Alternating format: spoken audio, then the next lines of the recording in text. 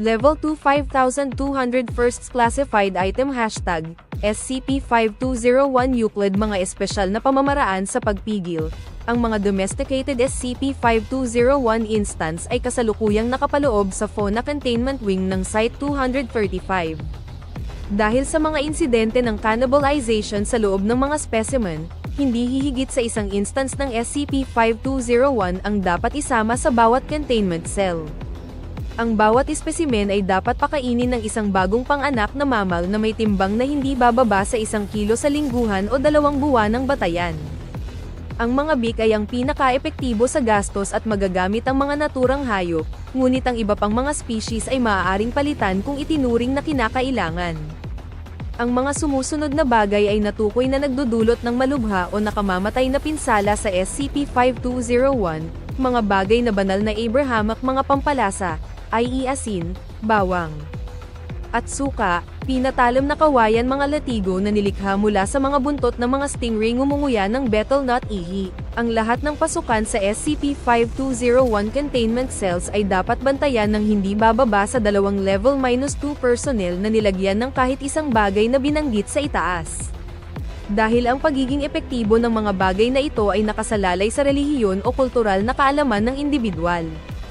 Ang katamtamang psychological screening at mga seminar ay dapat munang isagawa bago magtalaga ng sinumang tauhan.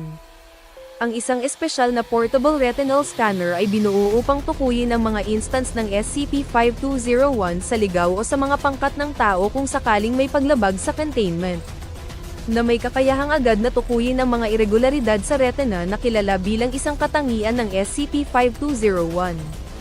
Ang naputol na ibabang katawan ng mga instance ng SCP-5201 ay maaaring makuha para sa pananaliksik at domestication o dapat na hindi pinaganya para sa pagpaparami sa pamamagitan ng pagwiwisik ng asin, pagpapahid ng durog na bawang o abo sa itaas.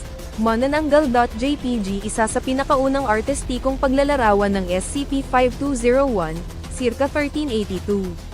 Paglalarawan. Ang SCP-5201 ay isang endemic at carnivorous subspecies ng Homo sapiens na naninirahan sa Pilipinas, na kilala sa lokal na alamat at mga alamat bilang ang manananggal. Ang SCP-5201 ay unang natuklasan noong 1500s ng mga operatiba ng Foundation na naka-embed sa loob ng mga partido ng kolonisasyong Espanyol. Idineklara ng Supernatural Committee of the Philippines na extinct na ang SCP-5201 sa ligaw noong huling bahagi ng Abril taong 1997. Ang mga pagkakataon ng SCP-5201 ay naobserbahan na nagpapakita ng iba't ibang maanomalyang kakayahan at katangian, kabilang ang full-body autotomy o ang kakayahang i-segment ang sarili nito, na iniiwan ang katawan nito mula sa baywang pababa. Cellular transmogrification bilang adaptasyon upang makihalubilo at makalusot sa mga komunidad sa kanayunan. Karagdagang mga appendage tulad ng interfemoral membranous na mga pakpak para sa paglipad at tulad ng galame na organo para sa pagtatanggol. Ang pagkakaroon ng hindi kapani-pani walang mahaba at prehensile na dila na may kakayahang umabot ng haba hanggang 20 metro.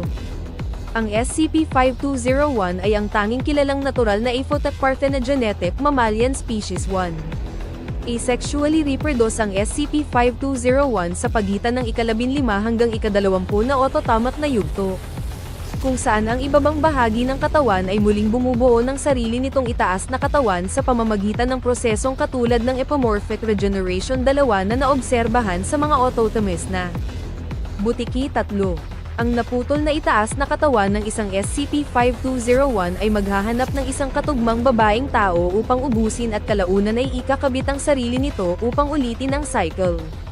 Kasaysayan. Profile ng SCP-5201 species ika-15 ng Oktubre 1889. Site 144 na parabiologist na si Nathalie Ferrancolo. Ang profile ng species. Ang species profile ay isang dokumento na nagbibigay ng impormasyon na kinakailangan ng SCP Foundation upang masuri ang panganib ng pag-import ng mga species sa Estados Unidos. Dapat ipakita ng species profile ang siyentipikong bisa ng impormasyon sa pamamagitan ng pagtukoy sa na-publish at peer-reviewed na siyentipikong literatura. Kung ang impormasyon sa siyentipikong panitikan ay kulang o hindi tiyak, ito ay dapat ding tandaan. Ang impormasyong kinakailangan ay nakalista sa ibaba. Buod ang Homo sapiens visceralis ay isang maanomalyang at endemic subhuman species na natuklasan sa loob ng kapuluan ng Pilipinas. Ang mga species ay kadalasang matatagpuan sa loob ng Capiz sa rehiyon ng Visayas, kung saan naitala ang 78 mga komunidad ng tribo. Ang mga pamayanan ng mga species ay matatagpuan halos lahat sa lahat ng mga pangunahing lungsod ng Pilipinas. Alinman sa co-inhabiting sa mga Pilipino o bilang ang malawak na tinatanggap na mga tago, ayon sa Supernatural Committee ng Pilipinas. Ang mga potensyal na kahihinatnan ng mga species sa ibang bansa at ang epekto nito sa ekolohiya ay halos nagpapanggap lamang bilang isang malakas na invasive species. Pangunahin dahil sa mataas na reproductive, regenerative, at carnivorous na kalikasan nito at napipintong kagustuhan sa mga sanggol na tao bilang isang mapagkukunan ng nutrisyon. Sa ngayon, ang posibilidad na magkaroon ng mga species sa Estados Unidos ay maaaring mataas, kaya ang pag-iingat ay lubos na kailangan upang maiwasan ang anumang potensyal na pagsiklab. Pangalan at taxonomy, kinakailangan ang Level 3 clearance.